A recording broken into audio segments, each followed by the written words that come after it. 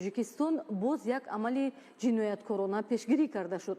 Ин навбат аз ҷониби мутахассисон фаъолияти гурӯҳи муташаккили ҷиноятпеша муайян гардида қочоқи маводи мухаддир пешгирӣ карда шуд. Гузориш дар ин хусус. ҳифзи марзу бум, тамомияти арзӣ ва якпорчагии ватан вазифаи муқаддаси ҳар як шаҳрванди меҳанпарасти кишвар мебошад. имрӯз бо шарофати заҳматҳои шабонарӯзии кормандони мақомоти ҳифзи ҳуқуқ ва ниҳодҳои қудратӣ дар якҷоягӣ бо сокинони ҷумҳурӣ суботу амнияти кишвар таъмин аст.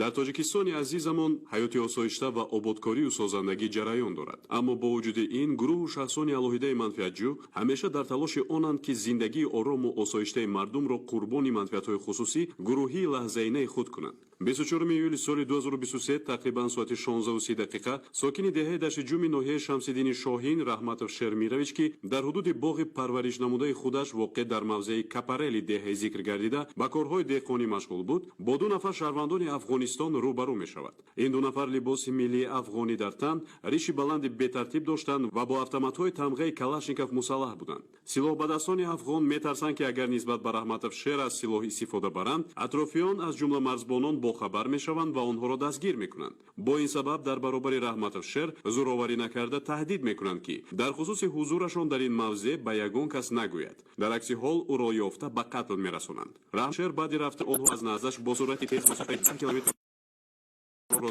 таъин мекунад ва бо наряди сарҳадии дидбонгоҳи сарҳадии Шоҳон воқеъ дар деҳаи Шоҳони ҷамоати деҳоти дашти ҷум омада оид ба террористон хабар медиҳад. 24 июл 2023 аз хона соатҳои 4:30 баромадам ва самти ҳамин боғ омадам. дар ҳамин таи анҷир ду шахси номаълум маро файрод карданд.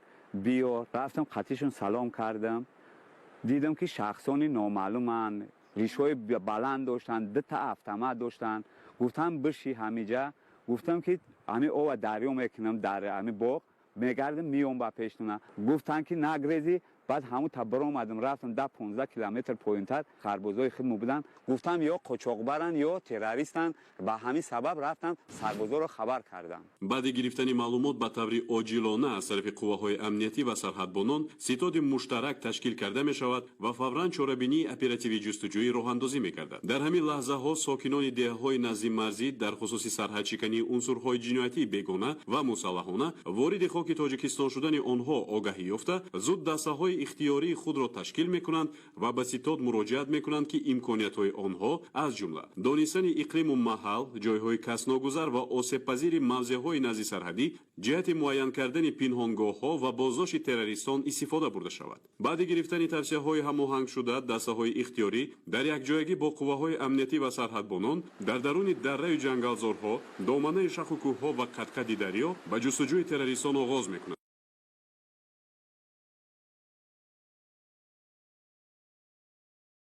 гурӯҳи террористӣ балки аъзоёни дастаи трансмиллии қочоқбари маводи мухаддир буданд. аз тарафи гурӯҳи оперативӣ ва дастаи ёрдамчиёни ихтиёрии онҳо хеле зуд ҳамдастони ҷиноятии қочоқбарони афғон аз ҳисоби шаҳрвандони тоҷикистон ошкор ва дастгир карда шуданд. аз ҷумла Раҳимов Оятулло Эмомович, соли таваллудаш 1986, зода ва истиқоматкунандаи деҳаи дашти ҷуми ноҳияи Шамсиддин Шоҳин, корманди мамнӯъгоҳ. Исломов Абдулвоҳид Абдулвайсович, соли таваллудаш 1987, зода ва истиқоматкунандаи деҳаи дашти ҷуми ноҳияи Шамсиддини Шоҳин, корманди мамнӯъгоҳ. аз номбурдагон 30 килограмм маводи мухаддири овардаи қочоқбарони афғон дарёфт ва мусодира карда шуданд. маводи мухаддирро узви гурӯҳи муташаккили ҷиноятӣ Раҳимов Оятулло дар хонаи истиқоматии хоҳараш Раҳимова Файзи Гул дар деҳаи дашти ҷум пинҳон карда буд. шаби 25 июл шаҳрвандои ҷумҳурии исломии афғонистон нодир ва ҳашимат бора овардан. ман рафтам айлави ё бора хеле тоқат рафтам қабул кардам. будум дар оғили хоҳарам маҷбур шудам. ман гуфтам ки саҳар мешавад баъд мегирем ба пинҳонхои торикуи дашт мебарем онҷада мемонем. саҳнаи 25 июли соли 2023 мара кормандои давлати амнияти миллии ҷумҳурии тоҷикистон дастгир кардам. рафтем маводи мухаддира нишоншон додам, гирифтем ба минтақаи кӯра бурмондем. ҳамчунин зимни пешбурди корҳои тафтишотӣ шаҳрванд исломов абдулвоҳид абдулвайсович соли таваллудаш 1987 зода ва истиқоматкунандаи деҳаи дашти ҷуми ноҳияи шамсиддини шоҳин боздошт шуда нишон дод ки қаблан бо қочоқбарони афғон алоқаи ҷиноятӣ барқарор намудааст ва 20 килограмм маводи мухаддирро аз онҳо гирифта дар ҳудуди дараи санговчиёни деҳаи дашти ҷум пинҳон кардааст. 26 июли соли 2023 кормандони амният маро омадан дастгир карданд. маводи мухаддире ки қатъи оятилlo пинҳон кардем дар таи санги чӯб рафтем нишон. таҳқиқи ҳарду ҳолат нишон дод ки дар қочоқи маводи мухаддири зикр гардида қочоқбарони афғон Ашурмад Валади Файз тахминан 40 сола сокини қарияи Гузуми вулусволии Хоҳони вилояти Бадахшон ва Нодир Валади Абдулкарим тахминан 35 сола сокини қарияи Дарбандаки вулусволии Хоҳони вилояти Бадахшони Афғонистон ки ба ҳудуди Тоҷикистон бо роҳи мардшиканӣ ворид гардида буданд даст доранд. аъзои дигари ин гурӯҳи ҷиноятӣ Рӯзи Маҳмад Валади Абдулваҳҳоб бо лақаби Абдусалом тахминан 35 сола зодаи қарияи Обгандаи вулусволии шаҳри бузурги вилояти Бадахшони Афғонистон 10 августи соли 2023 дар минтақаи назди сарҳадии мавзеи Сариғори ҷамоати деҳоти Шӯрободи ноҳияи Шамсиддини Шоҳин бо маводи мухаддир дар ҳаҷми махсусан калон марзи давлатиро ғайриқонунӣ убур карда вориди Тоҷикистон шуд ва дар ҳудуди деҳаи Себдараи ҷамоати деҳоти Шӯробод паноҳ бурд. ҳангоми гузарондани амалиёти боздошт қочоқбари афғон ба амри гурӯҳи оперативӣ оид ба истодан ва таслим шудан итоат накарда муқобилияти мусаллаҳона нишон дод.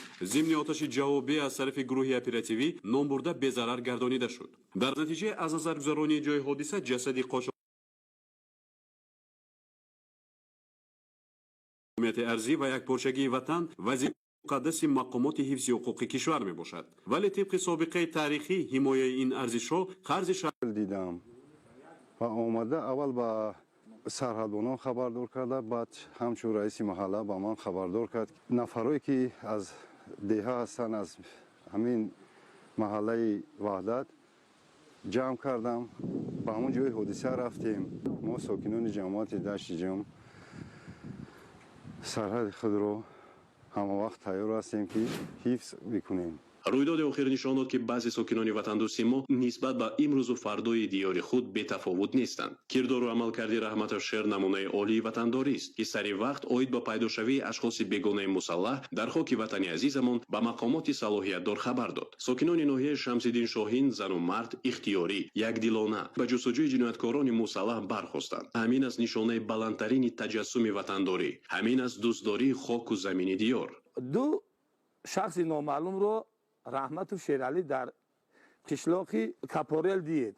Вай илоҷ кард ки худро аз пеши онҳо фирор дод ва омада ба ҷойҳои лозимӣ хабар кард. аллакай мардуми мо хестанд рафтанд ҳамун минтақаро ҳамун ҷойҳоро кофтанд ки чӣ гап аст. онҳо барои чӣ меоянд? барои қочоқ меоянд, барои як кори вайрон меоянд ва инчунин мардуми мо хоб безобита мешавад. барои ҳамин мо барои ватани худ барои ҳифзи ватани худ ҳамеша мубориза мебарем ва ватани худро хоб нигоҳубин мекунем. ватан ин хоб модар аст, ватан ин сармояи мо аст. имрӯз ҳар як фарзанди тоҷикистони азиз бояд барои нишон додани чунин корнамоӣ омода бошад. ҳифзи ватан вазифаи муқаддаси ҳар як шаҳрванди ҷумҳурии Тоҷикистон мебошад. акнун таваҷҷӯҳ намоед ба хабарҳои